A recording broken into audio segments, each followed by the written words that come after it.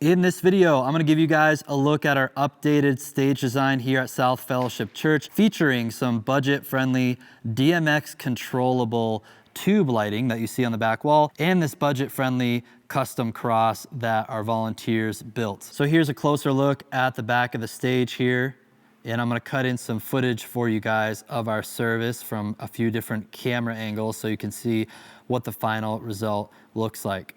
When you're thinking about lighting design and stage design for your church, I always like to have atmospheric color effects behind the band because it can really create some great looks, especially if you turn off your front lights. The back light will kind of just show the silhouette of the band. And then we found that these lights really wash nicely on the wood paneling we have here on the back wall. I'm gonna put a card up for the video that unpacks how we built this wall. It actually gives us two different options. We can have the wood paneling, and then we have that white reflective surface that we can actually use a short throw projector that's up in the ceiling up here to cast images on the back wall. Personally, I prefer the darker look of this wooden wall because I just like to have better control of the background and have better separation of the subjects and what's behind them.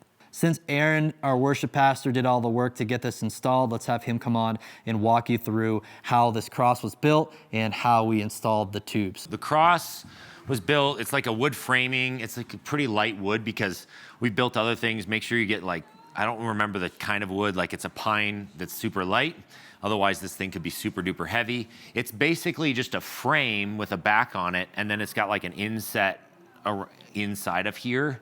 So you can like run strip lighting in there. So we have LED strip lights, as you can see here, that are RGB. They basically start up there, and then you have an extender that drops to here and has a strip light. Then you've got another just extension that's without light, and then you run a whole strip across the bottom here. Then you run some extension down to each of these little sections.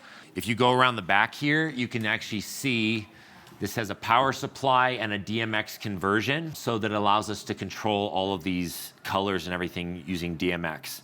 This whole cross is really light, and then all we do is we put this plastic material. When we first built the cross, we actually used air filters to diffuse the LED lights, and that actually looked really, really good. We just taped the edges of the air filters black, and there'd be seams at each of these joints because of that. This has been in storage for a while, so when I redid this, I found this at Home Depot. I think it's like in the window and dooring section of Home Depot, and it's like this plastic diffuser material that you'd typically put in like a sliding door or something like that to diffuse that. And yeah, that's pretty much how that works, and then you just slap those in there and tighten them down. Now let's talk about the tube lights that we have in the background. You guys know I've been a fan of these types of lights. You see them in the background of a lot of our YouTube videos on this channel. And I don't know if we ever talked about it, but I'm like, man, it'd be so cool if we could get these tube lights in the background. So a few months ago, you're like, hey, I found these less expensive versions of the same light. Yeah. So talk us through what these are and how we set this up. Yeah, these are actually the same company that built Jake's tube lights that he uses in his other videos.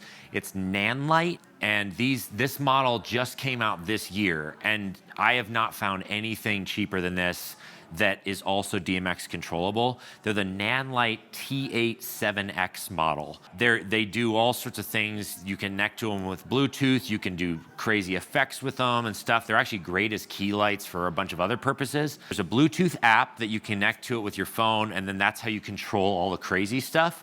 But the cool thing about this for churches is it comes, or you can buy this dongle separately, which is USB-C. And you can see at the bottom here, I've got this USB-C port here that then goes through the crack of our wood wall, and then it provides me USB-C power to supply it, because this does have a battery in it, but they only last about 40 minutes. And then it gives me 5-pin DMX. Remember, it's 5 pins, so if you're in a 3-pin environment, you need to get some conversions for that. But then you get these things to be DMX controllable. Now, I will warn you, there's a lot of workarounds because they're so new. The firmware that ships with them was not correct. They have a DMX profile spec sheet that's 100% wrong. And I had to call their tech support and sort of teach him how I managed to get these configured. So through Trial and error, I did manage to get these configured. I built a custom profile for these that I stumbled across by accident and built for our church to get these to be basic DMX, which disables a bunch of the features that they do have, and they're all the same color right now because of the way that they're limited currently. Yeah, I want to give the big caveat. It's like we got this working in a very simple way. All these lights are on the same channel. They can be the same color at the same time or change color, but I feel like we're using about 5% of these lights capability because they do have like separate individual pixels in here. You could do running or following or tons of things, which we just aren't able to use. Hopefully they'll come up with a firmware update, which is, by the way, also a nightmare to upgrade these because you actually have to unplug them all, plug in a USB stick, and yeah, it's a long thing. Well, hopefully this will inspire Nanlite to make this work because I think it's a really great solution. The price point of these tubes being just under $100 a piece is excellent because like we got 1, 2, 3, 4, 5, 6, 7, 8 here. So less than $800 for some really amazing atmospheric backlight. Yeah, and this is I think this is at 10% brightness right now. Yeah. So you get an idea, like it gives a lot of cool effect to it. So anyway, this dongle allows you to connect DMX. The key to get them all in sequence is to use the app to connect to each fixture, set the DMX channel using Bluetooth, then delete the fixture from the app because it won't let you set 2 fixtures at the same time on the same channel. So you set it to channel, delete the fixture, connect to the next one, set the same exact channel, delete it, and so on and so forth through the sequence. That's how you get them all to be on the same DMX channel. Hopefully we'll be able to get individual DMX address assignments, but again, the caveat, this is a solution that works for what we need to do right now, but it could do so much more if the bugs were kind of worked out of this system. So guys, who knows? If you're watching this video a year from now, who knows if we're even using these anymore or whatever. Just kind of use this solution at your own risk, and just know it's really cost effective, but it's not perfect right off the bat. The next closest competitor I found is over 200 bucks. So we're talking half the price, probably even less than half the price for these tubes than its next close competitor that is also DMX controllable. So can't beat that. If you guys been following the channel for any time now, you know we are big fans of LightKey for controlling our lighting software. Right there on the center of the screen, the orange bar, that represents the cross light. And then over here, we have the fixture for the tube lights. So now I can go ahead and pull up different looks. Here's a red look. And Aaron went through and designed kind of the combination using complementary colors like red and blue. Purple and blue looks pretty good too. Here's like a white look. White and purple look good together. Then here's an amber look where you have orange and blue, which are also complementary. Here are some cues we have for the tube lights, different colors, different levels of brightness. And then our cross light, different colors here, or a blackout. As Aaron already mentioned, it was quite the adventure getting the Nanlite T87X patched properly into our DMX software, but we made it work, and you can see this is a very simple profile with dimming control.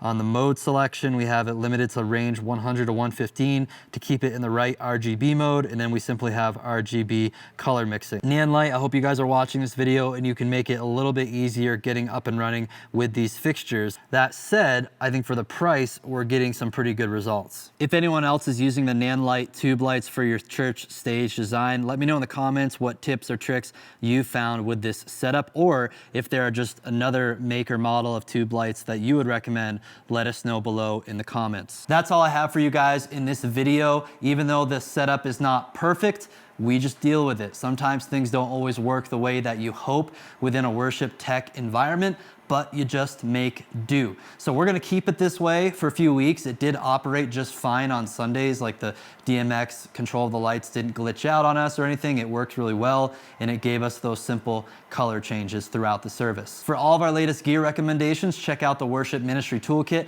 linked below this video. We're constantly updating that toolkit with all of our latest equipment recommendations. And I always want to encourage you guys to look at the toolkit for those latest recommendations. Don't watch a Churchfront video that was 4 years old and then buy some old product out there. I don't keep track of going through old videos and deleting them. So if you want to stay up to date with the latest gear, refer to that toolkit.